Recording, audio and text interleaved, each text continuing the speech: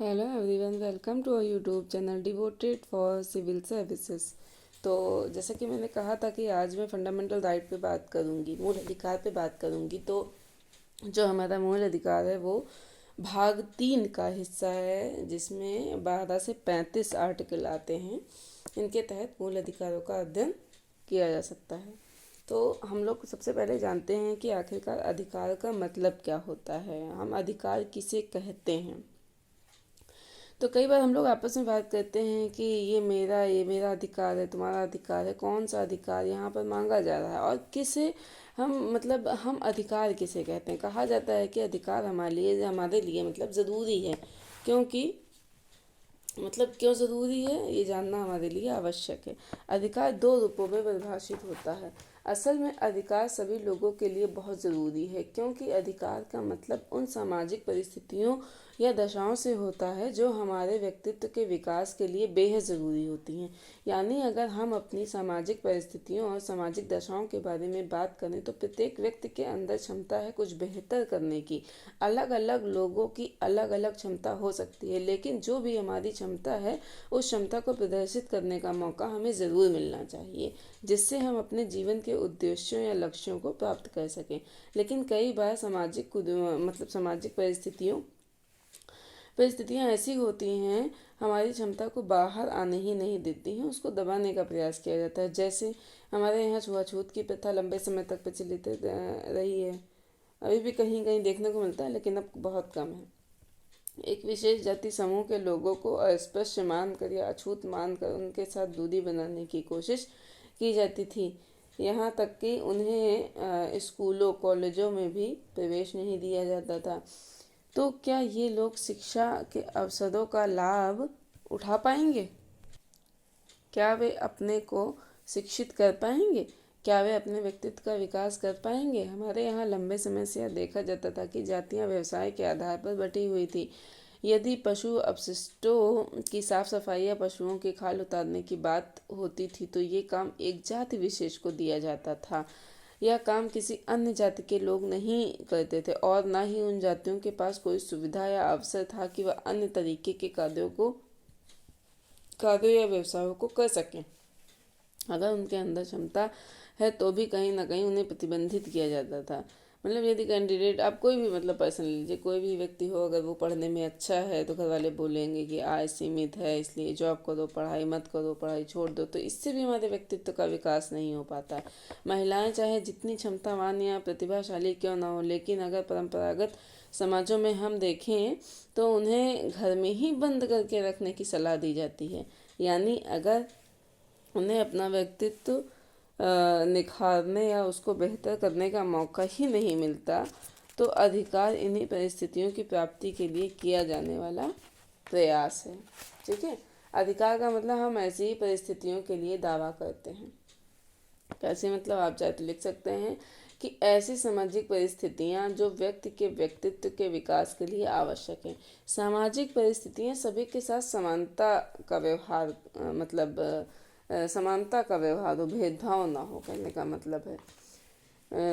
स्वतंत्रता हो, आज़ादी हो, ये अपनी बात को रखने की, हमारा कोई शोषण ना करने वाला हो, हमें रोटी कपड़ा मकान की लड़ाई ना लड़नी पड़े, क्योंकि वो हमारे लिए सबसे आधारभूत ज़रूरतें हैं। तो ये सामाजिक परिस्थितियाँ ही हमारे लिए अधिकार के रूप में होती हैं। प्रत्येक व्यक्ति इसकी मांग करता है। अब दूसरे रूप में इसकी परिभाषा हम क्या कह सकते हैं, अधिकार की दूसरी परिभाषा। तो अधिकारों की सबसे खास विशेषता ये होती है कि ये सरकारों के द्वारा दिया नहीं जाता है, बल्कि ये आपके द्वारा, हमारे द्वारा मांगा जाता है या क्लेम किया जाता है। जैसे मांगते हैं कि हमें गोपनीयता चाहिए, हमारे जीवन में कोई हस्तक्षेप ना करे। तो ये एक गोपनीयता का अधिकार है। हम क्या खाना चाहते हैं, क्या पीना चाहते हैं, कहाँ घूमना टहलना चाहते हैं, क्या कपड़े पहनना चाहते हैं, ये हमारी डिमांड है, ये हमारे व्यक्तित्व के विकास के लिए आवश्यक है। तो हम इन सभी सरकारों से मांग करते हैं, समाज से मांग करते हैं कि हमारे जीवन के लिए ये परिस्थितियाँ बहुत ज़रूरी हैं और इन्हें उपलब्ध कराया जाए। तो असल में अधिकार इंडिविजुअल क्लेम के रूप में देखे जाते हैं, यानी अधिकार व्यक्तिगत दावे हैं जिन्हें समाज के द्वारा मान्यता मिलती है। जैसे ही भारत में मतलब जैसे भारत में भी कुछ साल पहले तक समलैंगिक अधिकारों की बड़ी बात मतलब होती रहती थी। यहाँ पर बहुत से समूह ऐसे थे जो ये मांग करते थे कि समलैंगिक अधिकार उनको दिया जाना चाहिए। ऐसा उन लोगों का अपना तर्क हुआ करता था कि लेकिन ये व्यक्तिगत दावे हैं, और जब व्यक्तिगत दावों को समाज के द्वारा मान्यता दे दी जाती है उन्हें तो उनकी मतलब क्या होती है, वैधता और ज़्यादा बढ़ जाती है। अन्यथा हम कुछ भी मांग शुरू कर दें, कोई भी व्यक्ति अगर व्यक्तिगत दावा करे, कहे कि मुझे दूसरों की हत्या करने का अधिकार चाहिए, बट हमारे समाज द्वारा इसे स्वीकृत नहीं किया जा सकता और ना ही करना चाहिए। हर तरीके का जो अपना दावा होता है वह अधिकार नहीं बन जाता है।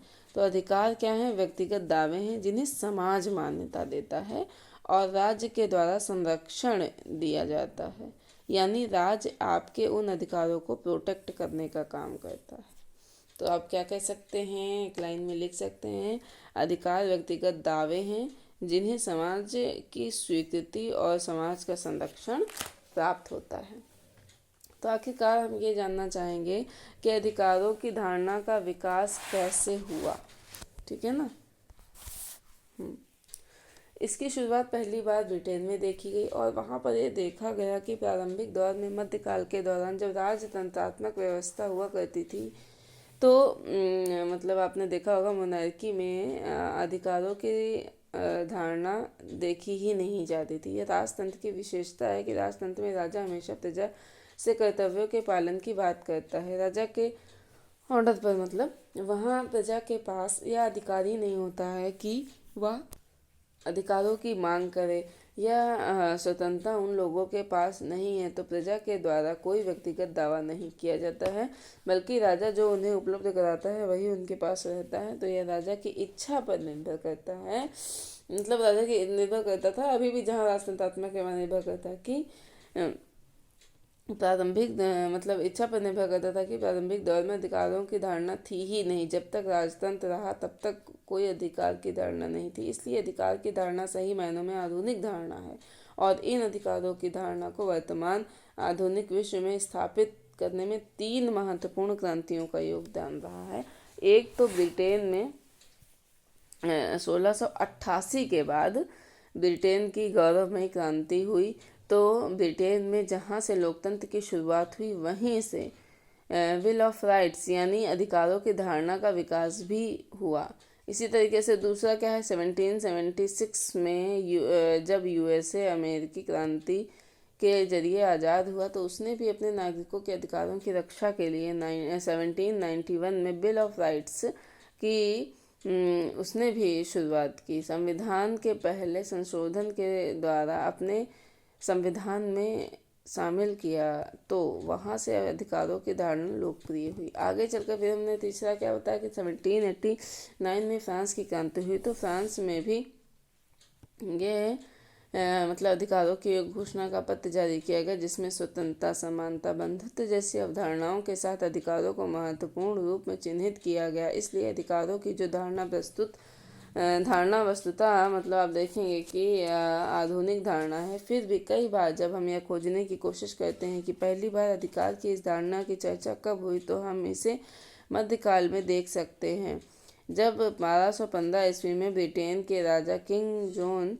के सामने नागरिकों का एक प्रतिनिधि मंडल अपनी मांग को लेकर पहुंचता है और उसके द्वारा जब वहां के राजा के द्वारा मैग्ना कार्टा घोषणा पत्र यानी मैग्ना कार्टा चार्टर जारी किया गया, तो पहली बार यह माना गया कि सैद्धांतिक रूप में ही सही, लेकिन जनता के प्रतिनिधि मंडल ने राजा से कुछ मांग किया और उसके आधार पर उन्होंने घोषणा पत्र जारी किया। इसलिए यह माना जाता है कि अधिकारों का प्रारंभिक चिन्ह 1215 ईस्वी के मैग्ना कार्टा घोषणा पत्र या चार्टर में दिखाई देता है। हालांकि कभी भी प्रश्न आएगा तो अधिकार आधुनिक काल या युग की अवधारणा है, ये बताना है। यह राजतंत्र में नहीं पाई जाती है। अधिकार लोकतांत्रिक शासन प्रणाली में ही पाया जाता है, राजतंत्र की विशेषता नहीं है। तो 1215 ईस्वी में ब्रिटेन में राजा जॉन द्वारा मैग्ना कार्टा घोषणा पत्र या चार्टर जारी किया गया, जहाँ पहली बार अधिकार की धारणा देखी है। मैंने अभी आपको ये बताया। दूसरा क्या बताया कि लेकिन अधिकार आधुनिक युग की लोकप्रिय धारणा है जो लोकतांत्रिक शासन प्रणाली की प्रमुख विशेषता के रूप में देखी जा सकती है। तीसरा क्या, इसे ब्रिटेन के बिल ऑफ राइट्स और अमेरिका के प्रथम संविधान संशोधन 1791 द्वारा संविधान में शामिल बिल ऑफ राइट्स में देखा जा सकता है। इसे फ्रांस के मनुष्य और नागरिकों के अधिकारों की घोषणा 1789 में भी देखा जा सकता है। तो इसके बाद ये पूरी दुनिया में लोकप्रिय हो गया। लगभग सभी यूरोपीय देशों में अधिकारों की धारणा देखी जाती है और जब भारत आज़ाद हुआ तो भारत के संविधान में भी अधिकारों का एक वृहद अध्याय शामिल किया गया और ये इन सभी जगहों से कहीं ना कहीं प्रेरित और प्रभावित था। लेकिन तीसरा इम्पोर्टेंट बात यह है कि आखिर अधिकारों की धारणा का विकास कैसे हुआ। मैग्ना कार्टा, तब ब्रिटेन, तब यूएसए, तब फ्रांस, ये सब देखा गया। मैंने भी आपको बताया कि कैसे विकास हुआ। जो चीज़ें भी मैंने आपको बताई वही हैं इसमें। लेकिन अधिकारों की धारणा का विकास देखें तो प्रारंभिक दौर में अलग अलग रूप में देखे गए हैं। यानी अगर आपसे पूछा जाता है कि अधिकार किन किन रूपों में देखा जाता है तो आप कहते हैं कि समानता का अधिकार, स्वतंत्रता का अधिकार, कानूनी संवैधानिक अधिकार, मानवाधिकार, आर्थिक सामाजिक अधिकार हैं। इस तरीके से कई बार आप शब्दावलियों को सुनते हैं। तो क्या आपको लगता है कि जब पहली बार अधिकार की धारणा आई तो सभी तरीके के अधिकार एक बार में सभी लोगों को मिल गए थे? ऐसा बिल्कुल भी नहीं है। अधिकारों की जो धारणा शुरुआती दौर में आई वहाँ कुछ कुछ अधिकार लोगों को दिए गए और सभी को भी नहीं दिए गए, मतलब बल्कि कुछ ही लोगों के अधिकारों की बात की गई। यानी कुछ लोगों के व्यक्तित्व विकास की सामाजिक परिस्थितियों पर चर्चा की गई। इसलिए अधिकारों की एक धारणा का विकास क्रम हम देख सकते हैं। शुरुआती दौर में अधिकारों की धारणा जो प्रारंभ की गई उनमें से पहला अधिकार ब्रिटेन में लाया गया जिसे कहा गया प्राकृतिक अधिकार। तो ब्रिटेन के विचारक जॉन लॉक द्वारा ये प्रतिपादित किया गया प्राकृतिक अधिकार। देखते हैं इसके बारे में, समझते हैं ये क्या है। ठीक है ना। प्राकृतिक अधिकार, प्राकृतिक अधिकार का मतलब है ये जिनको मिले होते हैं वह कोई सरकार या राज्य नहीं देता है, कोई संस्था नहीं देती इन अधिकारों को, बल्कि अधिकार तो प्रकृति के द्वारा दिया जाता है जो एक समान होते हैं। लॉक का यह कहना था कि प्रत्येक व्यक्ति जब जन्म लेता है तो उसी वक्त प्रकृति ने सभी लोगों के लिए कुछ ऐसी परिस्थितियां बना दी जो सबके लिए एक जैसी हैं। जैसे जीवन का अधिकार। जब हम जन्म लेते हैं तो क्या प्रकृति ने यहाँ कोई अंतर किया है कि कुछ खास लोगों के लिए ऑक्सीजन की मात्रा ज़्यादा होगी और कुछ के लिए कम होगी? नहीं। प्रकृति ने तो सभी लोगों को जीने का अधिकार दिया है। यह अधिकार ऐसा है जिसे नहीं छीना जाना चाहिए। प्रत्येक व्यक्ति जीवित रहे, यह प्रकृति के द्वारा दिया गया अधिकार है। ठीक इसी तरीके से जब कोई व्यक्ति जन्म लेता है तो वह व्यक्ति अपने अनुसार जीने की कोशिश करता है, यानी उसके कार्यों पर किसी तरीके की रोक टोक या प्रतिबंध नहीं होना चाहिए। इसका मतलब यह है कि वह स्वतंत्रता के साथ कार्य कर सके। यानी दूसरा महत्वपूर्ण अधिकार मैंने क्या बताया? स्वतंत्रता का अधिकार। बात समझ में आ रही है ना। पहला मैंने क्या बताया? जीवन का अधिकार। इसको नोट कर लीजिए, बहुत इंपॉर्टेंट चीज़ें हैं ये सब। और दूसरा हमने क्या बताया? जो उसे प्राकृतिक अधिकार मिला हुआ है वो मिला हुआ है स्वतंत्रता का अधिकार। ठीक है।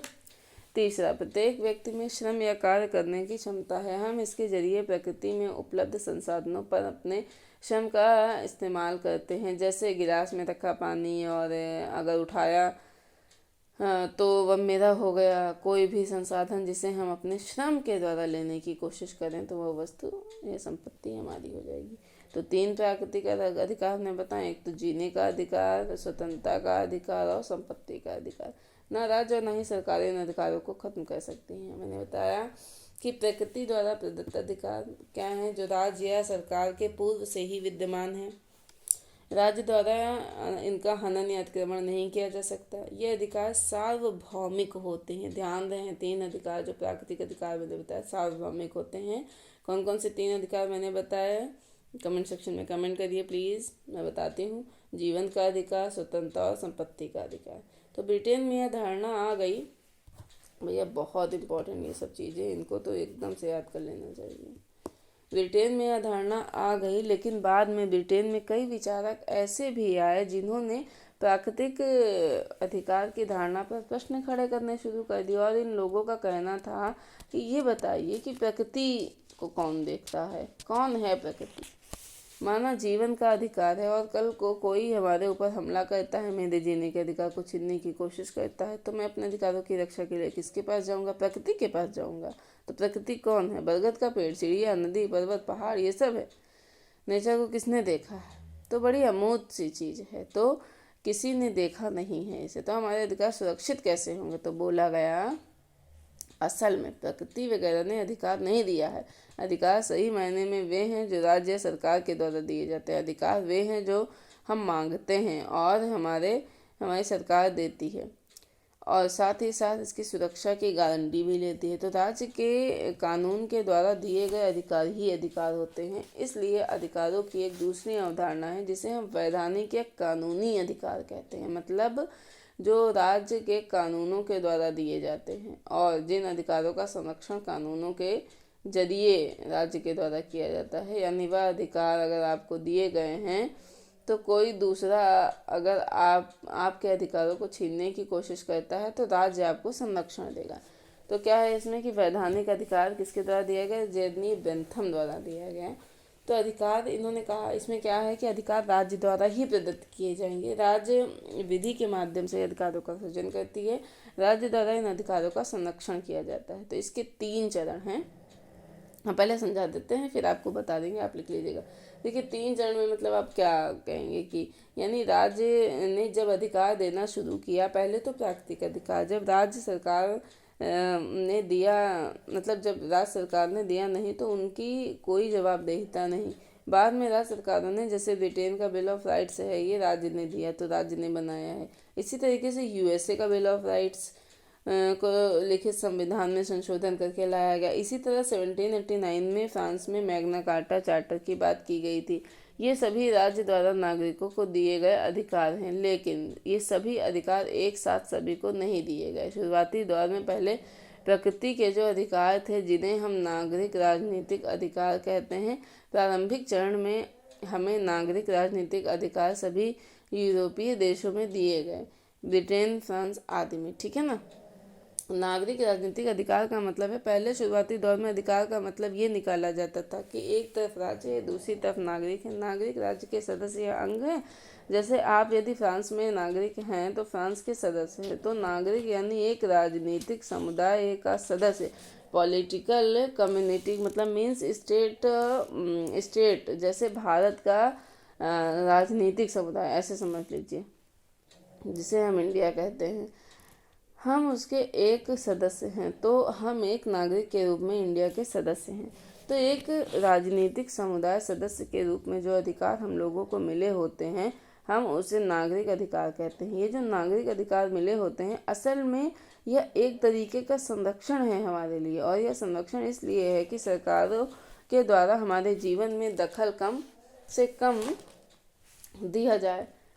ठीक है ना, मतलब ना के बराबर। तो राज्य के विरुद्ध जो संरक्षण मिले हैं वही अधिकार नागरिक अधिकार के रूप में देखे जाते हैं। तो हम दोबारा से समझने की कोशिश करते हैं कि राज्य को नागरिकों या व्यक्तियों से सबसे बड़ा खतरा रहता है। ठीक है ना। हम जिस तरीके से जीवन जीना मतलब जीने का जो अधिकार मतलब क्या है, वे सामाजिक परिस्थितियां जिनमें हम अपने व्यक्तित्व का विकास कर सके। ठीक है ना।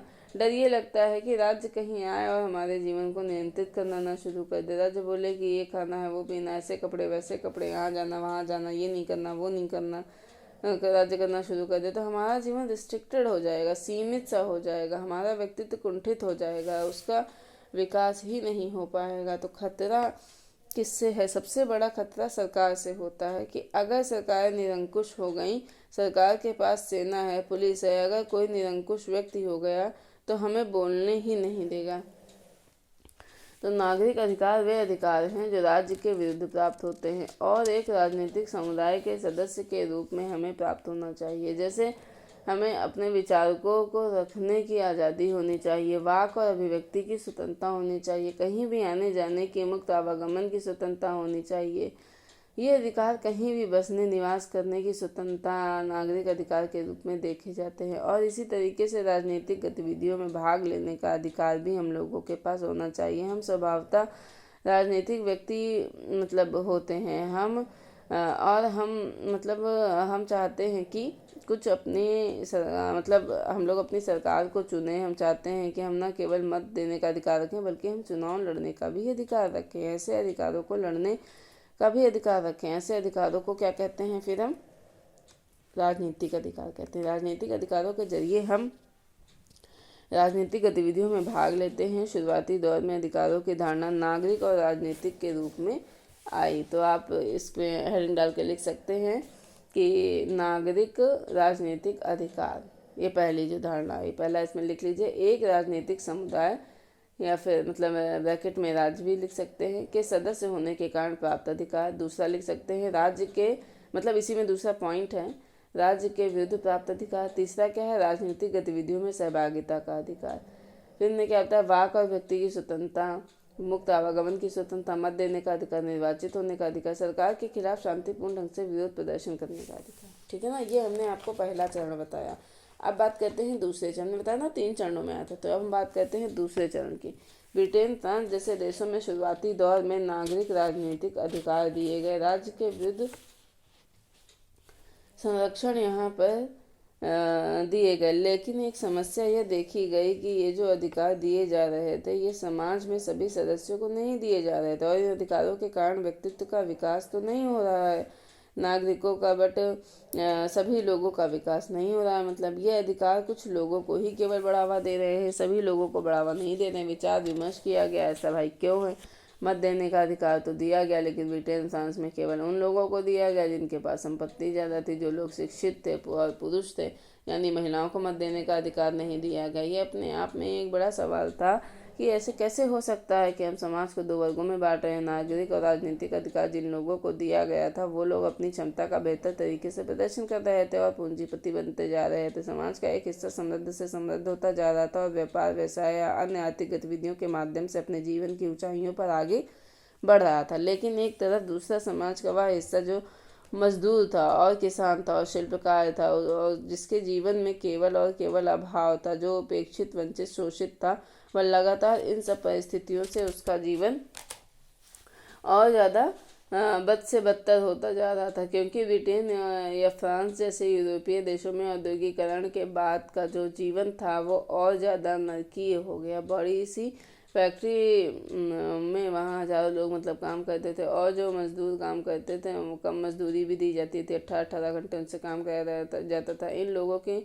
मजदूरी ये थी कि इन लोगों की मजबूरी ये थी कि ये लोग अपनी स्थिति को बदल नहीं सकते थे, क्योंकि अगर वे अपने मालिक मिल के खिलाफ विरोध करना शुरू कर देते तो मिल मालिक उनको नौकरी से ही निकाल देता, किसी और को रख देता फिर उनकी जगह। तो मजदूरों के पास कोई सौदेबाजी की क्षमता नहीं थी। यूरोपीय देशों में नरकीय जीवन, बहुसंख्यक आबादी मतलब वहाँ के लोग जी रहे थे, बहुसंख्यक आबादी जी रही थी। ऐसे में कई विचारक वहाँ पर आते हैं। उन विचारकों का यह कहना था कि यह तो एक सभ्य समाज की पहचान नहीं है जहाँ समाज का एक तबका अपने व्यक्तित्व का विकास कर रहा हो, समाज का एक तबका बहुत आगे बढ़ रहा हो, लेकिन समाज का एक बड़ा बहुसंख्यक हिस्सा दबाव, शोषण, दमन, उत्पीड़न में जी रहा है। यह कहीं से भी उचित नहीं माना जा सकता। ऐसे में इन विचारकों ने कहा, अधिकार का मतलब केवल ये नहीं है कि राज्य के विरुद्ध क्या अधिकार मिले। अधिकार का एक दूसरा मतलब ये भी है कि ये राज्य हमने बनाया है, हमने चुना है, तो ये जो राज्य हैं हमारी ज़रूरतों को क्या पूरा कर रहे हैं या नहीं। केवल ये काम करना कि राज्य हमारे जीवन में दखल ना दें, हमारे ऊपर नियंत्रण दें, ऐसा नहीं है। राज्य का दूसरा बड़ा काम यह है कि राज्य हमारे जीवन में उचित तरीके से हस्तक्षेप करे, यानी राज्य हमारे जीवन में प्रवेश करे और ये जो समाज में असमानता पुरुष और महिलाओं में बटी हुई है इसको कानून बनाकर ख़त्म करे, यानी पुरुष और महिलाओं को कानून के जरिए एक जैसे अधिकार दिए जाए। राज्य संसाधनों पर कुछ लोगों के केंद्रीकरण को रोके, वहाँ से उनके संसाधनों को लेकर जिन लोगों के पास संसाधन नहीं है उन लोगों के बीच उन संसाधनों का वितरण करे, तब कहीं जाकर अधिकार सही रूप में देखा जाएगा। तो यहाँ से सामाजिक आर्थिक अधिकारों की धारणा है। सामाजिक आर्थिक अधिकार का मतलब हो गया जहाँ पर वह समाज के वंचित वर्ग और कमज़ोर वर्गों के लिए राज्य के द्वारा ऐसी परिस्थितियाँ सृजित की जाएँ, सामाजिक और आर्थिक परिस्थितियाँ, जिससे समाज के वंचित वर्गों का भी विकास हो सके। जैसे जैसे काम, भोजन, आवास का अधिकार, ये अधिकार क्या है, सामाजिक आर्थिक अधिकार के रूप में देखे गए। तो दूसरी हेडिंग आप डाल सकते हैं सामाजिक आर्थिक अधिकार। इसमें क्या लिखेंगे कि राज्य के द्वारा ऐसे सामाजिक आर्थिक परिवेश का निर्माण करना जहाँ प्रत्येक व्यक्ति यानी कि वंचित वर्ग विकास प्रक्रिया से जुड़ सके। फिर क्या लिखेंगे दूसरे पॉइंट में कि समाज में शोषण का अंत हो, संसाधनों का समतामूलक वितरण हो, अवसर की समानता हो। इसके तहत अधिकार क्या है, जैसे काम का अधिकार, समान कार्य के लिए समान वेतन का अधिकार, भोजन का अधिकार, महिलाओं को बेहतर स्थिति में लाना आरक्षण प्रदान करके। ठीक है ना। तो देखिए 17वीं और 18वीं शताब्दी से ब्रिटेन में नागरिक राजनीतिक अधिकार आए, जो 19वीं शताब्दी तक आते आते सामाजिक आर्थिक अधिकारों के रूप में लोकप्रिय हुए। तीसरा चरण, ठीक है ना, ये हमने इतना होता है। अब ये 2 चरण हो गए। पहला तो हमने नागरिक अधिकार बताया, ठीक है ना, मतलब नागरिक राजनीतिक अधिकार। दूसरा हमने बताया सामाजिक आर्थिक अधिकार। अब तीसरा देखते हैं, समझ लेते हैं फिर बताते हैं। देखिए समझिए, तीसरा चरण 20वीं सदी में देखा गया कि केवल लोगों को मत देने का अधिकार, विरोध प्रदर्शन करने का अधिकार, भोजन, काम देने का अधिकार मात्र से हमारा कार्य पूरा नहीं हो जाता है। व्यक्ति के व्यक्तित्व के कई पहलू हैं। एक वो पहलू है जो उसकी ज़रूरतों को पूरा करने के लिए ज़रूरी है। इसका मतलब रोटी, कपड़ा, मकान, एक अच्छा जीवन हमारे पास हो। लेकिन क्या एक अच्छा जीवन आपको दे दिया जाए तो क्या आप ये पर्याप्त है आपके जीवन को बेहतर बनाने के लिए? कई बार ऐसा नहीं होता है, खासकर ऐसे देश जहाँ समाजों में अलग अलग तरीके, समूह, धर्म मानने, भाषा बोलने वाले लोग रहते हैं। ऐसे समाजों में अधिकारों का एक और अर्थ निकल कर आता है। प्रत्येक व्यक्ति अपनी पहचान सुरक्षित रखना चाहता है। अगर कोई व्यक्ति कन्नड़ बोलता है तो वह चाहता है कि ऐसा ना हो कि कल को हिंदी इतनी ज़्यादा डोमिनेट कर जाए कि कन्नड़ बोलने वाले ही मतलब ना रह जाए। हमारी जो जीवन शैली है, कोई हिंदू, मुस्लिम, सिख, ईसाई, ये सब चीज़ें हैं, वहाँ पर ये चाहेंगे कि हमारा समाज है, जो हमारा समाज है वह हमारी संस्कृति, हमारी मूल विशेषताओं से दूर ना हो जाए। सरकारें ऐसा कानून ना बना दे कि जहाँ पर हमारे परिधान, हमारी वेशभूषा, हमारे खान पान आदि को प्रतिबंधित करके एक खास धर्म या संस्कृति को बढ़ावा दे दे। हर व्यक्ति अपनी पहचान, सांस्कृतिक पहचान को लेकर बेहद आग्रहशील होता है। आप सोचिए, आप फॉरेन कंट्री में, यूएसए, ब्रिटेन, फ्रांस में जाते हैं, अचानक वहाँ एक बड़ा कानून बने, ये कहा जाए कि कोई भी हिंदू या मुस्लिम मंदिर या मस्जिद का निर्माण नहीं कर सकता और ना ही अपने घर में पूजा पाठ इस तरीके का कुछ कर सकता है। तो ये अपने आप में बहुत से धार्मिक रूप में संवेदनशील व्यक्तियों के लिए गंभीर आपत्ति का विषय होगा, क्योंकि उनकी पहचान से मतलब जुड़ा हुआ है। देखा गया कि 20वीं सदी में नए अधिकारों की बहस शुरू हुई और कहा गया कि वर्तमान बहुसांस्कृतिक यानी कि बहुत सी अलग अलग संस्कृतियां जब एक साथ रहती हैं तो समाज युग में हमें सांस्कृतिक अधिकार भी चाहिए। हम एक समूह के रूप में हमारे समूह के अधिकार भी होने चाहिए। यानी अनुसूचित जातियाँ कहेंगी, उनके रूप में एसटी कहेंगे, मतलब बात समझ है ना, एसटी के लोग कहेंगे, हिंदू, मुस्लिम, सिख, ईसाई, ये सब चीज़ें सब कहेंगे।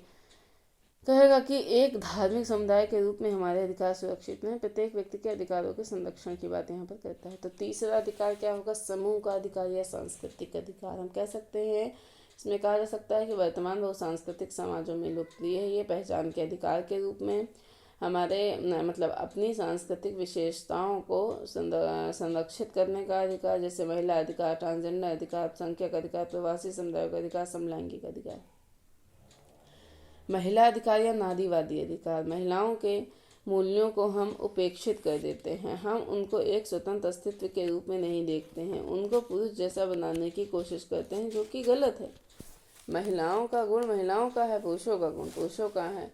हमारे मतलब हमने आज तक अपने देश और समाज में यही सब सीखा है। पुरुषों के गुण ही सार्वजनिक जीवन में सफलता के सूत्र होते हैं।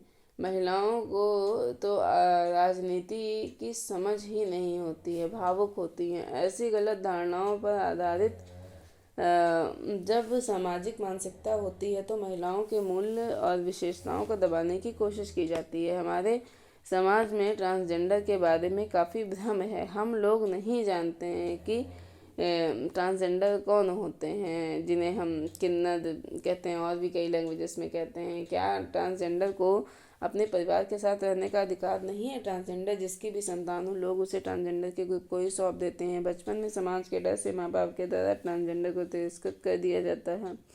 ये गंभीर समस्या है। हमारे समाज के लोग इन्हें क्यों नहीं स्वीकारते। आज 20वीं 21वीं सदी में अधिकारों को हम पर्यावरणीय अधिकार के रूप में भी देख रहे हैं। गुणवत्तापूर्ण जीवन को बेहतर बनाने की कोशिश कर रहे हैं। तो वर्तमान में क्या है, पर्यावरणीय अधिकार, पशु अधिकार, ये सब है।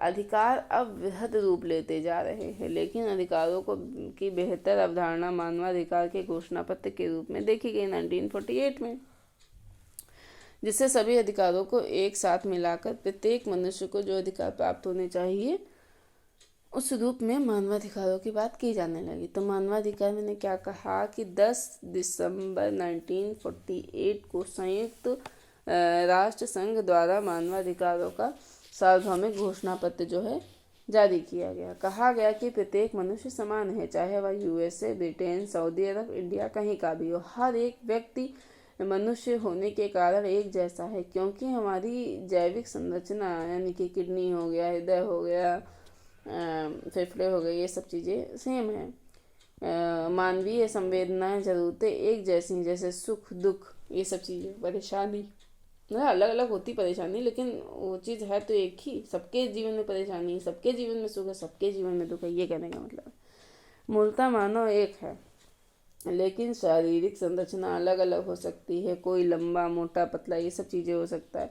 इसलिए विश्व के सभी मनुष्यों के लिए एक जैसे अधिकारों या परिस्थितियों की ज़रूरत है। तो संयुक्त राष्ट्र संघ ने यह मतलब स्वीकार किया कि पूरा विश्व मानवता के लिए वे सामाजिक परिस्थितियाँ जो सभी मनुष्यों के विकास के लिए ज़रूरी हैं, हम उसको मानवाधिकार के रूप में देखेंगे। ये मानवाधिकार वो अधिकार हैं जो मनुष्य मात्र होने के कारण प्रत्येक व्यक्ति को उपलब्ध हैं और जो प्रत्येक व्यक्ति की मानवीय गरिमा को सुनिश्चित करते हैं, यानी गरिमामय जीवन या डिग्निफाइड लाइफ के लिए। अब अधिकारों की धारणा और स्पष्ट होनी शुरू हो गई है कि वे मानवाधिकार वे अधिकार हैं जो मानवीय गरिमा को सुनिश्चित मतलब करते हैं। मतलब एक व्यक्ति मतलब कूड़े से निकाल कर खाना खा रहा है भुखमरी के कारण, तो ये क्या मानवीय गरिमा है? नहीं, ये गलत बात है, मानवीय गरिमा नहीं है। बीमारी किसी व्यक्ति को पकड़े हुए बिना डॉक्टर के जी रहा है कोई, ये भी मानवीय गरिमा नहीं है। तो एक क्षेत्र प्रदूषक बहुत ज़्यादा है, लेकिन फिर भी वहाँ पे मजदूर लोग ये सब चीज़ें मतलब और भी नॉर्मल लोग रह रहे हैं, ये भी मानवीय गरिमा नहीं है। तो मानव मात्र होने के कारण, आप लिख सकते हैं, मानव मात्र होने के कारण प्रत्येक मनुष्य को उपलब्ध अधिकार जो मनुष्य के गरिमामय जीवन के लिए आवश्यक है। ठीक है ना। जब 1948 में मानवाधिकार घोषणा पत्र जारी किया गया तो उसका बड़ा विरोध हुआ कि कैसे आपने मान लिया कि भारत के लोगों के वही अधिकार होंगे जो यूएसए के लोगों के होंगे। अधिकार कौन से? तो बोला गया कि वाक अभिव्यक्ति की स्वतंत्रता, सरकार के खिलाफ विरोध प्रदर्शन का अधिकार, अपनी बातों को रखने का अधिकार, शोषण से मुक्ति का अधिकार, धार्मिक स्वतंत्रता का अधिकार, भेदभाव ना हो, समानता का अधिकार होना चाहिए। अनेक देशों ने कहा कि ये आपके यहाँ ठीक हो सकता है, हमारे यहाँ ठीक नहीं है, क्योंकि आप ये सोच रहे हैं कि प्रत्येक मनुष्य एक है। यहाँ पर ये कहना सही नहीं है, क्योंकि मनुष्य की सोच सामाजिक व्यवस्था, सामाजिक संरचना से प्रभावित होती है। यूएसए में रहने वाले लोगों की सोच अलग, भारत में, मलेशिया में, म्यांमार में रहने वाले लोगों की सोच अलग है। खास कर ये बातें यूएसए और चीन जैसे देश बोल रहे थे, जो समाजवादी या साम्यवादी देश थे। मतलब यूएसएसआर अब यहाँ पे कहेंगे, और चीन जैसे देश बोल रहे थे। इन देशों का ये कहना था कि संयुक्त राष्ट्र ने जो घोषणा की है, ये संयुक्त राष्ट्र का मतलब नहीं है, बल्कि ये यूएसए और ब्रिटेन जैसे पूंजीवादी देशों की है। ये अधिकारों के रूप में महिमा मंडन कर रहे हैं, केवल उन अधिकारों का जिन्हें नागरिक राजनीतिक अधिकार कहा जाता है, और ये अधिकार केवल पूंजीवादी समाज में ठीक माने जाते हैं, जहाँ पर बोलने का अधिकार, अपनी सरकार का विरोध करने का अधिकार, ये सभी अधिकार ये लोग देते हैं। लेकिन हमारे जैसे देश में, समाजवादी देशों में, जहाँ पर हमें लोगों का कल्याण करना है, उनकी ज़रूरतों को पूरा करना है, केवल बोलने के अधिकार से कुछ होने वाला नहीं है, खाने का अधिकार देना होगा। इन समाजों में सामाजिक आर्थिक अधिकार ज़्यादा महत्वपूर्ण हैं, जबकि संयुक्त राष्ट्र के मानवाधिकार घोषणा पत्र में केवल और केवल नागरिक राजनीतिक अधिकारों पर बल दिया गया है। सऊदी अरब ने कहा कि आपका घोषणा पत्र कहता है प्रत्येक व्यक्ति अपने धर्म को चुनने की स्वतंत्रता रखता है, यानी कोई भी व्यक्ति अपने धर्म को बदल सकता है। सऊदी अरब ने कहा कि बिल्कुल नहीं, हमारे यहाँ तो ये तो हो ही नहीं सकता है। अगर कोई मुस्लिम है तो वो नॉन मुस्लिम बन जाए, इट्स नॉट पॉसिबल। इन्होंने कहा कि कोई धर्म परिवर्तन कारण ये हमारे यहाँ विखंडित करने वाला काम होगा। हम अपने यहाँ इस तरीके की चीज़ों को स्वीकार नहीं करेंगे। इस तरीके से कोई एशियाई देश मतलब कई एशियाई देश थे, उन एशियाई देशों ने कहा कि जो सरकार के विरोध प्रदर्शन करने का अधिकार आप दे रहे हैं बिल्कुल गलत है। हमारे समाज में तो सरकार के प्रति नागरिकों को एक श्रद्धा भाव होना चाहिए।